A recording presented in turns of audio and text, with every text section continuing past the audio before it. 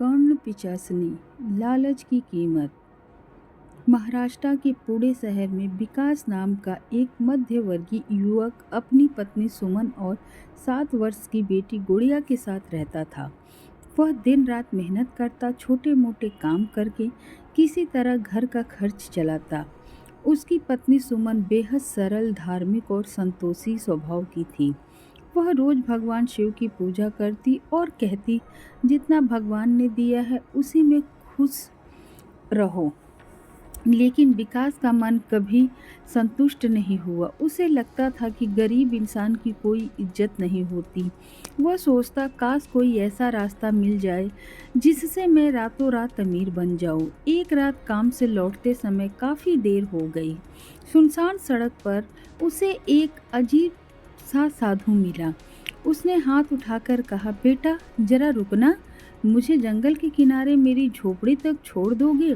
विकास ने उसे अपनी स्कूटर पर बैठा लिया। रास्ते भर साधु चुपचाप विकास का चेहरा देखता रहा। फिर बोला, तुम बहुत परेशान लग रहे हो। विकास ने पहली बार अपने मन का दर्द किसी अजनबी से कहा, बाबा मेहनत बहुत करता हूँ लेकिन किस्मत साथ नहीं देती। क्या मैं कभी अमीर नहीं बन सकता? साधु मुस्कुराया, तुमने मेरी मदद की है।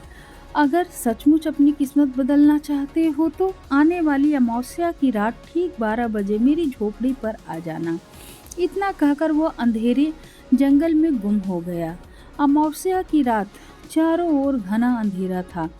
हवा में अजीब सी ठंडक थी। विकास डरते डरते झोपड़ी के पास पहुंचा।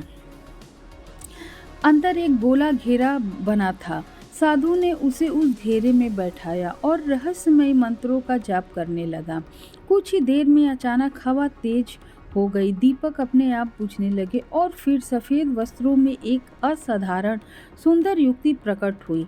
साधु बोला, यह कर्ण पिशाचनी है। यह तुम्हारी हर इच्छा पूरी कर सकती है, लेकिन इसके साथ एक बंधन स्वीकार करना होगा।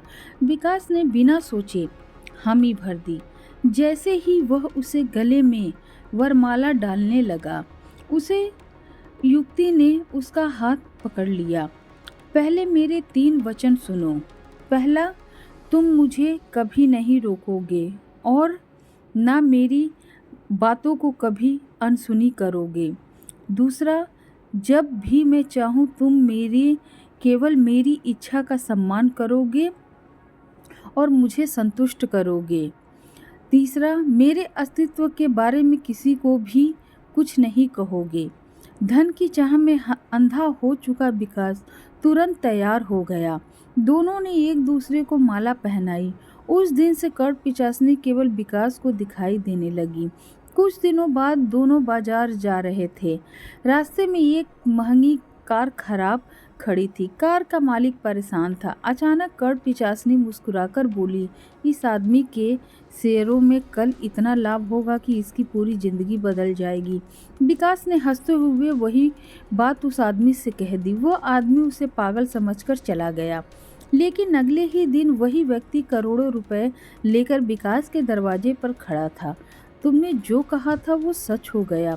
उस दिन के बाद विकास की प्रसिद्धि पूरे शहर में फैल गई। लोग दूर दूर से अपनी परेशानियां लेकर आने लगे। विकास उनके भविष्य की बातें बताता और हर भविष्यवाणी सच निकलती। धीरे धीरे उसके पास आलीशान बंगला, महंगी गाड़ियाँ, नौकर चाकर और अथाह दौलत आ गई। लेकिन इसी दौलत ने उसके भीतर का इंसान छीन लिया। जो व्यक्ति पहले भगवान का नाम लेता था, अब शराब और मांस के बिना रात नहीं बिताता। एक दिन जब वो शराब पी रहा था, उसकी पत्नी सुमन ने रोते हुए कहा, ये सब छोड़ दो, हमारा पुराना जीवन ही सबसे अच्छा था। गुस्से में अंधे विकास ने उसे थप्पड़ मार दिया। आज के बाद मुझे रोकने की कोशिश मत करना। सुमन की आंखों से आंसू बह निकले। समय बीतता गया। एक दिन सैकड़ों लोग उसके घर आए हुए थे। घंटों तक सबके सवालों का जवाब देते देते विकास थक गया।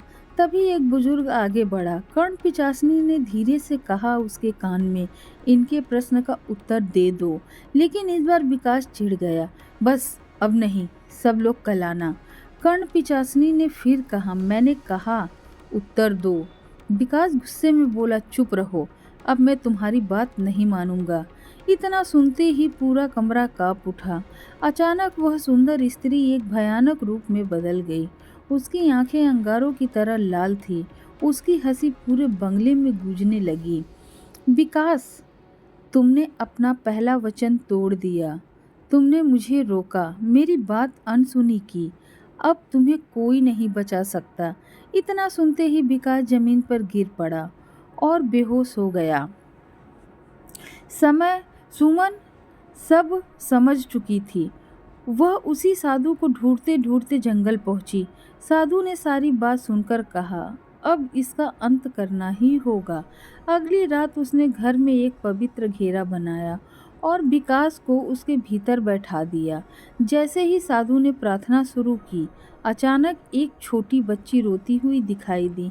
माँ, मुझे बचाओ। वह बिल्कुल गुड़िया जैसी दिख रही थी। सुमन दौड़ने ही वाली थी कि साधु ने उसे रोक लिया।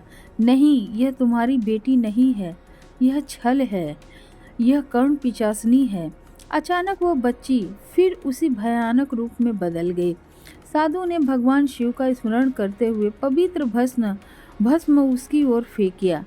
एक तेज प्रकाश हुआ। भयानक चीख पूरे घर में गूंज उठी और अगले ही पल वो धुएं में बदलकर गायब हो गई। घर में फिर से शांति लौट आई। साधु ने विकास से कहा, बेटा याद रखना, धन कमाना बुरा नहीं है, लेकिन लालच इंसान की बुद्धि छीन लेता है। भगवान पर विश्वास रखने वाला कभी अकेला नहीं होता। विकास और सुमन की आंखों से आंसू बह निकले। दोनों ने अपने घर की शुद्धि करवाई, भगवान शिव की स्थापना की और अपने जीवन की नई शुरुआत की। कहते हैं, जिस धन के पीछे लालच हो वो कभी सुख नहीं देता, और जो इंसान अपने परिवार और भगवान को छोड़कर शॉर्टकट चुनता है, उसकी कीमत उसे एक न एक दिन जरूर चुकानी पड़ती है, जैसे विकास को चुकानी पड़ी। अगर आपको हमारी ये कहानी पसंद आती है तो हमारे चैनल को लाइक, सब्सक्राइब एंड शेयर करिए। धन्यवाद।